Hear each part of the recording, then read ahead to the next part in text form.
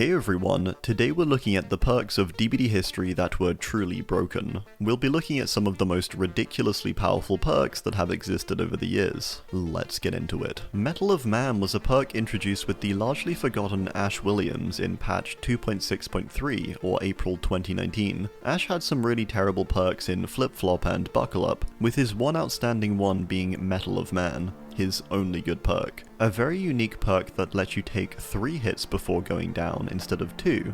You could essentially tank a whole additional hit. All you had to do was charge the perk. To charge it currently, this perk requires you to first take 3 protection hits for your teammates. A tough requirement to fulfill consistently, and one which frequently puts you in the way of danger. Back upon its release in 2.6.3 though, the perk simply required you to take 3 hits, as in all you really had to do was play the game normally, getting hit 3 times before the perk would activate, giving you a whole free hit to tank. This would more than likely activate multiple times a game too due to its ease of activation. In patch 3.0.0, around 2 months later, Mettle of Man was dumpstered to its current state, making it nearly useless. For the short 2 months it remained in its release state though, it was insanely powerful, especially if all 4 survivors had it. On average, as killer, it'd require you to hit survivors an additional 8 times between them for a 4K game. Imagine how annoying that must have been. Save the Best for Last released with one of the most problematic chapters in DbD history balance-wise, the Halloween chapter, or patch 1.2.1.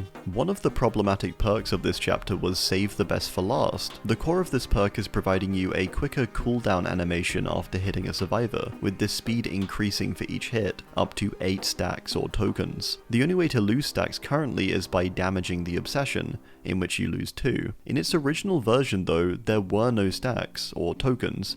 It was simply a flat buff perk, giving you a reduction to your hit cooldown by 33%, but also missed attack cooldown by 20%. Huge baseline buffs that you'd get simply for running the perk. It was completely passive, this being the equivalent of permanently having around 5 tokens or stacks of current Save the Best for Last. What made this perk even more egregious though, balance-wise, was when it was paired up with the perk Unrelenting, which had actually been reworked in the patch before. Unrelenting also provided a baseline buff of a 30% reduction to missed attacks and 22% to hit cooldowns. This totaled, with both Unrelenting and Save the Best for Last, a constant 55% reduction to hit cooldowns and 50% reduction to missed attack cooldowns. All completely passively just by running these perks. Insanity.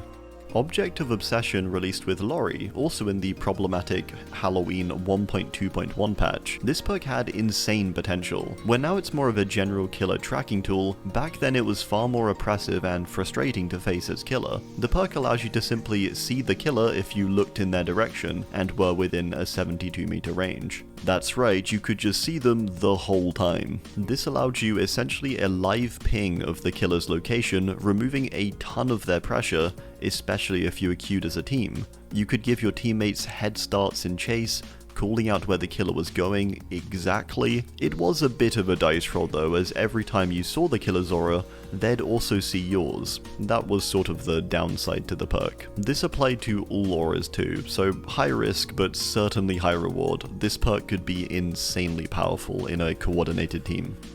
Hex Ruin was a perk released with Hag and has gone through multiple versions, most of which have been insanely overpowered. In its 2.6.0 version, it had an incredibly unique mechanic. So long as Ruin's totem was active and unbroken, it made all generators on the map have red skill checks, or Ruin skill checks as they were often referred to. These skill checks were unique as if you hit the good part, or the larger part, the generator would actually regress by 5% of its progress, even though you hit the skill check. If you hit the great part, or the small part, it simply didn't regress. That was your reward. This meant you had to only hit great skill checks to avoid regression. This made breaking Ruin a top tier priority for survivors, which changed the focus of the early game completely. Either break Ruin or push through the struggle, likely causing gens to take far longer due to the innate regression. It was horrible. Ruin was then reworked in patch 3.5.0 into an equally busted perk. Similar to how it is now, when active, if a survivor left a gen,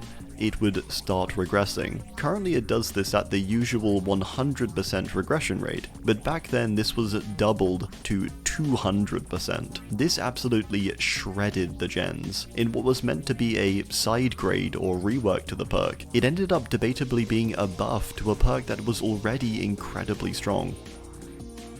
Made for this was a meta-defining perk that released with Gabriel in 7.0.0. This perk was strong largely for its insane baseline buff, which was to provide you a constant 3% boost to your movement speed so long as you were injured. It sounds tiny, and that was generally the initial reaction to the perk as well when it was announced. But within weeks of this perk's release, it became clear this was going to be incredibly strong. DbD's gameplay is structured largely around looping, and so even a 3% change to movement speeds in chase can completely alter the dynamics of gameplay, extending chases to crazy levels. It could allow you an additional loop around Shack to just about reach a God Pallet in time, or simply provide enough speed that you could W key more effectively. It was completely busted and pretty much overnight ruined DbD's gameplay in many aspects. Many lower tier killers completely flopped when faced with Made for this, as they simply couldn't keep up, especially if the whole team was running it. It also for some reason had a secondary and decently strong endurance effect. I'm not sure why it needed this as well on top of the haste bonus, but hey. This perk was thankfully reworked in patch 7.4.0, but remained pretty strong for a decent while, to be honest. Hex Undying released with Blight in 4.2.0. This perk was crazy originally and one of the strongest and instantly meta-defining perks we've ever seen in DbD history. A perk that came at the peak of Hex power too. This perk simply allowed a Hex to have multiple lives. If a Hex was cleansed, the Hex would jump onto a Dull Totem, letting it live on. This was intensely powerful when paired up with the aforementioned Hex Ruin, with this being a staple of everyone's builds at the time. Now Ruin became even stronger, allowing 200% regression Ruin to live on up to 3 additional times, often meaning it lasted the entire match. Undying also had an additional effect which revealed survivor auras whenever they got near to a totem, which helped you to stop cleansing as well, making it even harder. This was busted beyond belief and led to the downfall of the entire Hex meta, whilst also providing its peak. It was that powerful, it literally led to all of their downfall. Balanced Landing is an interesting perk and was strongest in its 2.0.0 iteration, but not necessarily because of its core effect of providing a speed boost after dropping from a height. Instead, it was its passive effect of removing your stagger when dropping from a height, which was the key to the perk's strength. Nowadays, this anti-stagger only activates if the perk is active, but back then you'd get the anti-stagger regardless of if the perk was on cooldown or not. It was especially powerful in its 2.0.0 iteration as well, as it could be paired up with old Dead Hard. This allowed infinites on some maps, such as on the old Haddonfield House of Pain or House of Fun, depending on which side you played. It could be truly busted. The key to why this anti-stagger is so effective, I think, is because killers of course don't have a stagger when falling, so if you match this as Survivor, then you manage to essentially keep up their pace, making the perk incredibly powerful, despite it sounding like quite an average effect in theory. Overcharge was intensely strong during the end of 2022 and the start of 2023, a period often dubbed the 3-gen or gen kick meta days. This was largely down to the recent 6.1.0 perk rework, where the entire meta was shaken up, leaving everyone scrambling to find what was good again. It was an interesting time up until the revelation of Overbrine being discovered, the perk combination of Call of Brine and Overcharge, two perks which had intensely strong gen regression effects, especially when paired together. Call of Brine had released earlier in 2022 with Sadako, and its effect of applying a 200% regression to kick generators for 60 seconds. Overcharge then also applied a 200% regression once built up over 30 seconds, allowing for insane levels of gen regression and the facilitation of the gen kick or 3-gen meta. This was a nerf down too from the originally planned 400% regression in the 6.1.0 PTB. 400%. That is insane. A truly painful time, but hey, it could have been worse. 400%. 400%. Boon's Circle of Healing was insanely powerful out of the gate of its release in 5.3.0, and the release of Michaela and the entire Boon mechanic as a whole. This is largely why it was insanely overtuned, more than likely, is down to the mechanic being completely new. After blessing a totem, Circle of Healing activated, allowing you to heal teammates 100% faster whilst in its radius. This effect was further stackable for each iteration of Circle you managed to overlap with one another. This meant there were cases where you could have 2, sometimes even 3 totems overlapping, allowing for 200% faster heals, 300% faster. It all depended on how many you could get to overlap. It didn't end here though, with it also providing you the ability to self-care. This was insanely good at countering killers and would be used as a reset point for survivor teams. The perk was way too overtuned though, and these numbers slowly dropped over time, from patch to patch, moving the heal bonus down from 100% down to just 50%, and the self-heal aspect being completely removed eventually. Nowadays, the perk is a shell of its former self, but still decently strong. Tinkerer was released with Billy in 1.0.0 or the launch of the game. Nowadays Tinkerer is a stealth perk. It gives you undetectable when generators are close to completion. Back in 1.0.0 though, this perk actually affected add-ons that changed the charge time of your power, and it did this by 15%. Basically meaning that if you ran a charge time add-on for Billy, say, like the old Carburetor Tuning Guide, which reduced charge time by 18%, it would become 15% more effective with the perk Tinkerer too. This allowed an insanely fast charge speed for your chainsaw. It could also be applied to characters like Huntress and her wind-up speed add-ons, such as Flower Babushka, with this leading to the famous Machine Gun Huntress build, as well as Insta-Saw Billy. The main downside of this perk is it didn't affect every character, with some simply not having a charge-up aspect. For those it did though, it was very overpowered. Dead Hard is a perk I would be remiss not to mention. Released in 1.6.0, this perk remained insanely strong for years, and still is today. Where today it applies deep wounds when used though, back in its release version it was far stronger and easier to get value from. After pressing the active ability button, it would boost you forward, probably about 2 meters or so it felt like. It was a lot. Further negating all forms of damage whilst you did. It was essentially invincibility frames during the dash. Even an Oni Demon Slam or Chainsaw wouldn't down you. This version of the perk was ridiculous, and even just looks ridiculous seeing it used. Watching old clips of this thing, it looks so silly. And like power-wise, not only for the iframes, but also for the distance it could give you in chase, which just extended chases by a lot. It was, this perk was insane. I don't know how we live with this for so long.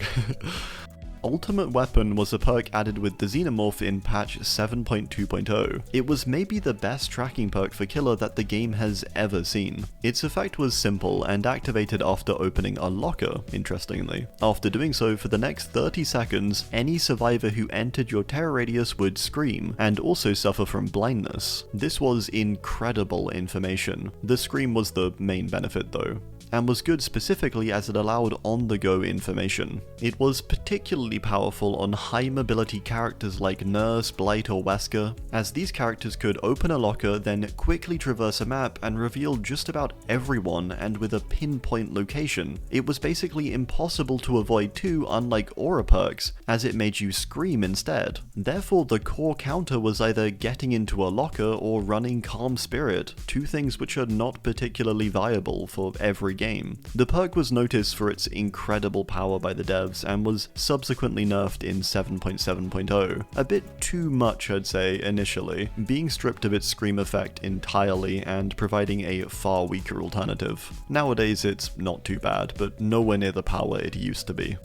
Background Player is one of the most unlikely seeming perks to become meta, but did when it was buffed in 7.3.0. It really wasn't anticipated that this would become as broken as it did, allowing for near unavoidable flashlight and pallet saves. The perk activated when a survivor was picked up, allowing you to run at a bonus 100% of your regular speed for 5 seconds. With the aim being to flashlight or pallet save. For reference, this 100% bonus was twice as much as Sprint Burst's bonus speed. It was insanely fast.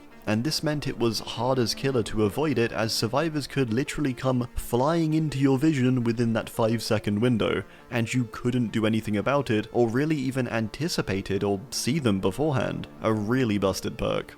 A nurse's cooling was overpowered with a specific iteration of Doctor in its 1.1.2 version. In fact, this perk's only patch notes come from the existence of this OP build. During Doctor's 1.6.2 rework, a small change was made to the snap out of it action. This change was to make it a healing action. This meant you could run a nurse's cooling on Doctor and see exactly where survivors were when trying to snap out of it, allowing you to persistently get information, but also stop survivors from breaking out of Madness Tier 3, making it very strong. And again, the perk's only patch note comes from this build being removed.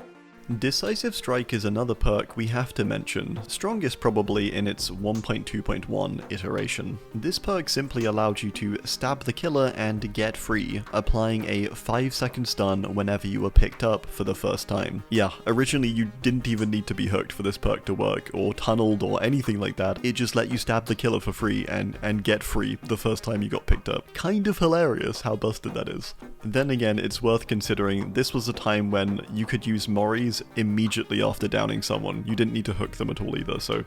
Franklin's demise may be surprising to see, however it has been incredibly powerful over the years due to certain builds and interesting interactions. In 5.0.0, the perk was reworked as a result of the introduction of the Resident Evil perk, Flashbang. This meant Franklin's had to change, and so the perk no longer had its effect of deleting an item from the trial when dropped, instead just removing charges over time. This wasn't considered how this would later affect characters such as Pinhead though, and his box, which was also a limited item. On Pinhead, you could use Franklin's to make survivors drop the box, much like a regular item, or similar to limited items like flashbangs. This allowed for a far quicker start to chain hunts, requiring just one hit on survivors holding the box, instead of a whole complete chase where you had to down them. This was made even more powerful by the fact that Pinhead had a somewhat broken strategy at the time of being able to stand on the box to stop it being solved, making this whole perk even stronger for him. Sure, maybe it was a sort of narrow application in this case, but this was incredibly powerful on Pinhead. It could also be used, by the way, on characters like Nemesis to drop vaccines,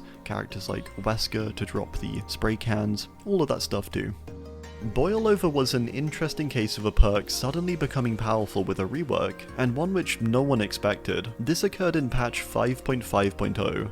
This rework made it so Boil Over now had a 100% increase to wiggling effectiveness, up from 75%. It blocked the auras of hooks within 16 meters, up from 14, and it had its new effect which really defined its strength. It provided an instant 25% additional wiggle progression when the killer carrying you dropped from a height. This essentially meant in multiple different areas, on multiple different maps, you became unhookable. The worst case of this though was on the recently added RPD, back when the map was far bigger and contained the entire RPD, both of its sides before it was split in two. The problematic area in particular was RPD Library, which you used to be able to go onto the second floor of. Up here, due to there being no nearby hooks and lots of areas to drop from, it made it impossible to get hooked, especially when working as a team. You could essentially hold the whole game hostage if you wanted to. This led to a complete revision of the perk soon after in patch 5.5.2, the RPD library being permanently blocked off to this day,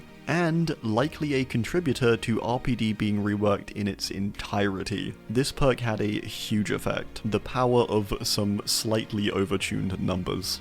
Scourge Hook Pain Resonance in its original state may have been the most busted gen regression we've ever had. Released with Artist in patch 5.4.0, it provided the simple effect of regressing a generator by 15%, simply for hooking a survivor on one of 4 Scourge Hooks. Not only this, but you could activate this as many times as you liked. Nowadays it's only for each survivor's first hook, but back then it was as many times as you liked for each survivor. It further had the effect of making survivors working on the gen you regressed scream. This could be paired up with Dead Man Switch therefore to force survivors off of gens with the scream and subsequently blocking them. It was brutal to face and one of the game's strongest pairings in its entire history. Will Make It is one of the outstanding perks from the early days of 1.0.0, a perk which is still great today, providing a whopping 100% bonus to heal speeds off hook for 90 seconds, really good. Back then though, the buff was stackable and would increase for each time you unhook someone up to 300%, whilst also lasting 120 seconds or 2 minutes. This allowed for insanely fast heal speeds on other people, but due to how the perk interacted, it actually applied this effect to self-healing as well, an incredibly problematic element to the perk due to the popularity of self-care at the time. When running self-care and Will Make It, you could theoretically heal yourself at 300% of the regular speed, or I think like 280 technically because self-care reduced it by a very small amount. This meant you could heal yourself mid-chase in mere seconds. Due to the killer vault animations being so long back then as well, you could actually heal before the vault completed, allowing you to essentially be invincible. It was madness. Starstruck was released with Trickster in patch 4.6.0 and has never been changed. It's not overpowered today either, so how was it overpowered? Well, it was overpowered when paired up with Nurse in particular. This was down to how the perk originally interacted with special attacks, or how Nurse interacts with special attacks, I suppose. This perk activates when picking up a survivor. It causes all other survivors in your terror radius to become exposed for 30 seconds. This meant prior to patch 6.5.0, characters such as Nurse were able to make use of this with her blinks. She could carry someone, spot someone while she did, and blink right after hooking, insta-downing them. It was a brutally powerful build, especially if you whacked on distressing as well, for example, and was essentially the entire reason for this whole game mechanic being reworked, of status effects applying to special attacks. Already a powerhouse of a killer made even stronger. Starstruck Nurse was wild. Alright, well, that's gonna do it for today. I do hope you enjoyed. Thanks for watching, and goodbye.